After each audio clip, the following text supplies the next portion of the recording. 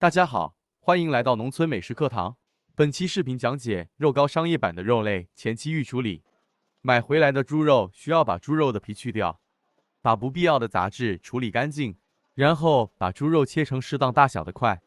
猪肉的选择，我们一般都选择前腿肉或者后腿肉，只有这两个部位的猪肉才适合做肉糕，肥瘦比例合适，选择皮薄瘦肉多、肥肉少的最佳。接着把猪肉切成细粒状，放到托盘处摆放整齐。这样做的目的是方便放冰箱快速冷冻，使后期制作肉糕处理更加方便，肉质肉感更好。猪肉处理好摆放好后，直接放入冰箱冷冻半小时，直接连托盘一起放到冰箱冷冻即可。一般冷冻半小时取出即可。